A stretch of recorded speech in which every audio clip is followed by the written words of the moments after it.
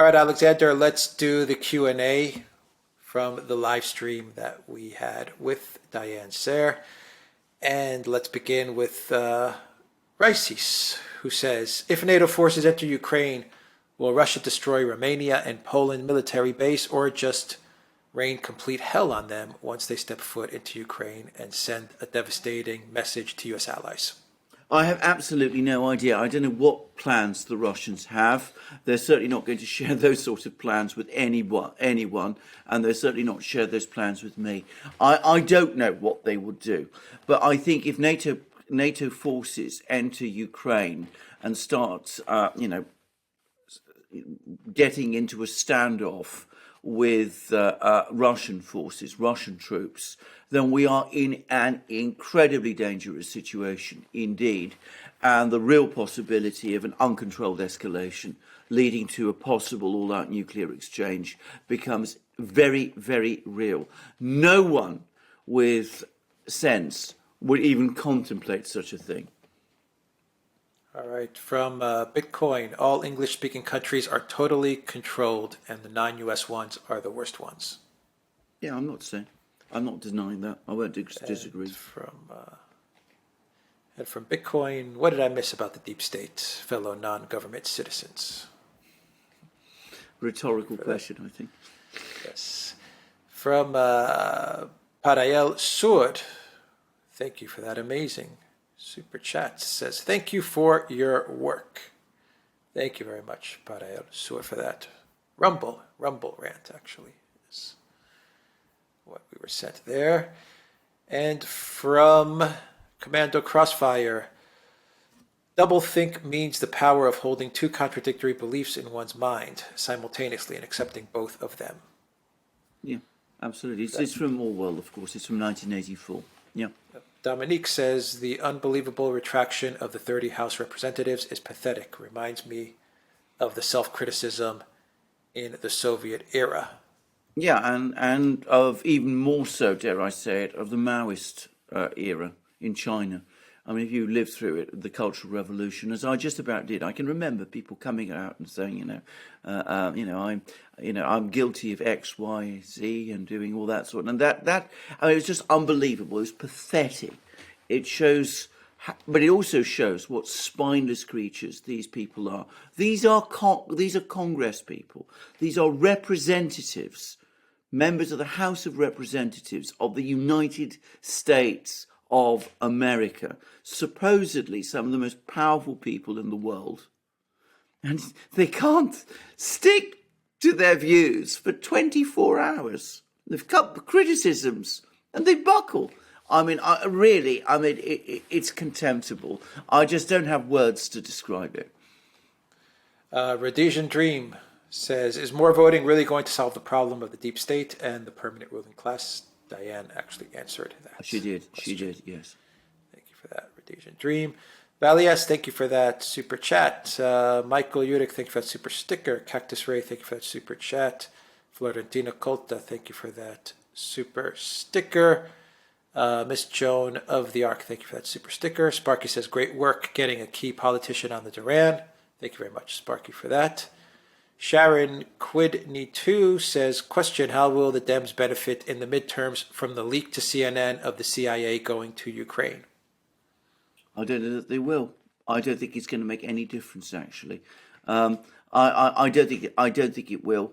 I think it's not about helping the Democrats in the midterms. I think it's basically done in order to hold the line amongst the Democrats and within the administration and with the European allies over Ukraine. Basically say we're fully committed and we will remain committed and we will see this thing through until, well, we achieve our objective, which, to be perfectly clear, we know what it is. It's not Ukraine, it's the defeat of Russia and the overthrow of Putin. Eliana says, can there be a true left in the U.S. that is not aligned with the military-industrial complex? Diane well, answered that. I think she did, yes. Yeah, yes, she did. Sarah HHH, thank you for that super chat. Wendy says, real talk. Thank you for that super chat. Alan Shepard says, what guarantee they are not going to steal the election again. The Democrats play dirty always. Actually, Diane answered that I as think well. that's what I was going to say, yeah. Yes, yes, she did. Alex Gland says it is critical that open international dialogue continues. Thank you, Diane. Yeah, absolutely. Sarah, Of course. thank you, Diane. Yeah. Thank you. NS Security Services says, keep doing a great job spreading the truth. Thank you for that. John Flanders says, you should get Jill Stein. Yeah, absolutely. I've been on programs with Jill Come Stein, on. actually. So yes, absolutely. If she's happy to come on with us, we should get her too. Yes. Kasla Balsak says, can you please read super chats from ODYSEE? YouTube keeps censoring my super chats that bash the Democrats. It's why I haven't sent one until now. Yes, we always read super chats from ODYSEE. Absolutely. Colberry, thank you for that super sticker. Ricardo, thank you for that super sticker. Alan says, did you promise to expose the role of the CIA for creating and funding IS and Ukrainian NAZI? Not well. We have to be so careful on YouTube what we say about that, of course. But I think we have done that many times. So. And Diane answered that. Diane answered that. Yeah. Yes, she answered that. Yes. Rocky Lux says, why does America blame Russia for MH17? In 2018, Russia presented the Soviet archive, which showed that the actual missile that shot down MH17 was delivered to the Soviet 223rd Air Defense Brigade, Ukrainian, Ternopil in 1986. Yes, of course, there's never really been talked about that. That release of information has never really been discussed in the West to any great extent. Well, I mean, the reason they don't talk about these things is because it's very simple. If Russia didn't shoot down MH17, who did? There's only one other party, and that's Ukraine. So we don't want to go there. And that's the entire reason why this whole discussion can't be made open in that way. Let me repeat again. I don't know what actually happened during those June days in 2014. What I will say is this, that there's never been a proper, thorough, independent investigation, an investigation which, for example, would have looked at the logs of the various military units, would have interrogated the various commanders of the various military units on both sides, which would have looked at all the radio communications, not just the ones that the Ukrainians claim to have intercepted of the other side, but the internal communications, of which usually records are kept between the various military units and their commanders. There's never been anything like that. This has been a slapdash, very incomplete investigation. There's been references to intelligence information which has been kept secret and which has not been provided to a court, which is absolutely wrong. Any evidence, if it's going to be referenced in a court, must be provided. And so what is going to come out of any criminal case in the Netherlands, I'm afraid I consider unreliable. From Mojave Ampwork says, can a coalition of countries outside of the West push back enough to stop this push to war with Russia and implement seemingly globalized tyranny? Diane again answered that question one as well. Raul Pinto says, I will be voting Diane from Forest Hills, Queens. Go LaRouche. Thank you, Raul, for that. Kesla Balsek says, Ukrainian NAZI lives don't matter. Thank you for that. Trevelyan Gale says, man's burnt wood since Prometheus gave him fire. True enough. Thank you for that.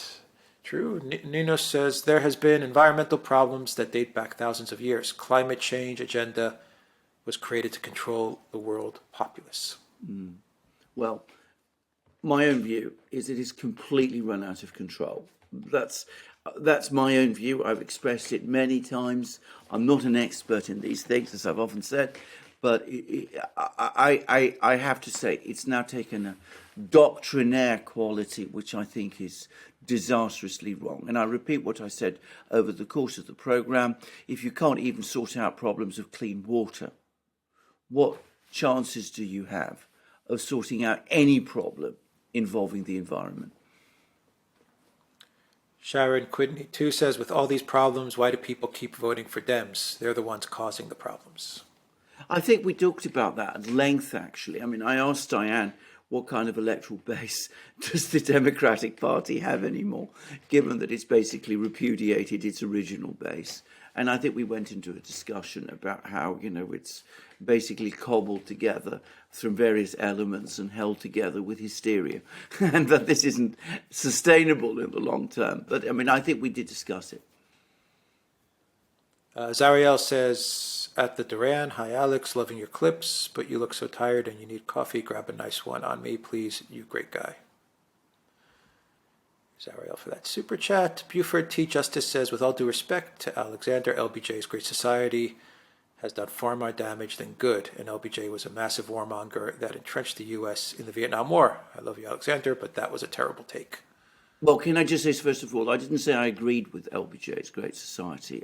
What I said was, and I want to be clear about this, what I said was that he was a supporter of FDR, and he did have doubts about Vietnam, and that did direct him in a certain direction.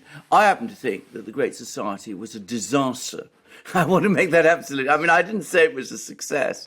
I think it was an absolute disaster. I think it was poorly conceived, badly implemented, put together at phenomenal speed without any proper planning or consideration. And at a time when, people in the US have been very successful over many decades, I think that there was a period when people were drunk with success. But I don't think that LBJ envisaged the kind of war in Vietnam. I think that eventually worked out. I think it was a distraction from what he wanted. Every single academic study I have read of the Vietnam War shows that he was deeply skeptical, but that he never had the self-confidence to talk down the hardliners who were all around him. Lana A. Zenkova Garcia, thank you for that super sticker. Michael Tombros says, seizing, not stealing. Clown World. Thank you, Michael, for that. Indigo Expatriate says, the artist, Prince Rogers Nelson, summed it so well in his song Colonized Mind. A two-party system, the illusion of choice. We overwhelmingly must vote out the incumbents, Republican and Democrat. Thank you for that. Mojave Ampwork says, how can any change be had if those who oppose the deep state are literally jailed and hounded by the deep state politically controlled judiciary? Example, Trump. Is this the same in the UK or Europe? So Diana discussed this too, and we talked about Britain as well and Assange and all that. I Comment Live says, hi from Langley. It is believed that globalization is unfair for military-industrial complex. Multipolar world is fair for military-industrial complex. USA and Russia, Lavrov, as tensions and its sales rise. No? Well, I think that you've probably got it basically right. I mean, military-industrial complex rules, basically. That's the situation in the West at the moment. Sigma Wolf says, Alex, you look stressed. You have, pal, have a vodka on us. Na zdarovie. You're welcome. Thank you. Sigma Wolves for that. Jeff Bickford, thank you for that. Super chat. Bohemian Gnostic says, the names of the people who run the U.S. government are not on the ballot. No. Very good point, actually. Jackie Ridley, thank you for that super chat. Peter 618, thank you for that super sticker. GV says, how does your guest reconcile her party's history of anti-gay and authoritarian AIDS policies, and do they apply the same ideology to the mandates? I think Diane gave a very thorough and good answer to that one, actually. Yes. Ninus says, change starts by first revamping TV commercials, Hollywood movies, advertising, media, music. That has been brainwashing and dumbing down the new generation. A dumb population is easily controlled. I think you're actually making a very astute point, in fact. First of all, I think an awful lot of the mechanisms of narrative control that we see today originate, or at least were first tested, in the world of advertising. And I think this isn't something that is controversial. It's been talked about many times. There's even studies about this going all the way back to the 60s, that it was advertising and commercials that basically were the place where all these mechanisms were first honed. And also that the way in which commercials and advertising function in the West, and not just the United States, but right across the West, have operated in order to reinforce certain preconceptions and certain views. I think this is a colossal subject. I mean, this is one far greater than we can satisfactorily discuss in a live stream. I'm sure Diane would have a lot to say about that. I think you're making an insightful point, but I think other than just make the comment which I've just done, I think it's too big a topic to be discussed in this kind of format. Jamila Asfu, thank you for that super sticker. Idra, thank you for that super sticker. Elza, thank you for that super sticker. Ricardo Alfonso says, Matt Ehret and his wife Cynthia do amazing work detailing deep state origins. Yeah, thank you very much for that, disagree. Ricardo. Contrary. Premium water. Yes, Premium water says, Alex, you look stressed. Have a rakia. Very much Premium water for that. Joanna, thank you for that super sticker. Ninus says, has it been confirmed Russia to use Cuban military bases? No, in fact, it's been denied. Both the Russians and the Cubans have said that this whole story had no basis in reality. The Russians are not interested in establishing Cuban military bases in Cuba, and the Cubans don't actually want them there. What they are doing, however, is busily restoring economic links, which are much more important. Tom Mallard says, use algae, second step sewage plant, 30% input biofuels. Okay. All right. Eric Jones says, why do we have more citizens in prison than any other country in the U.S.? Diane answered that. I think Diane's going to say, yeah. Yeah, she answered that.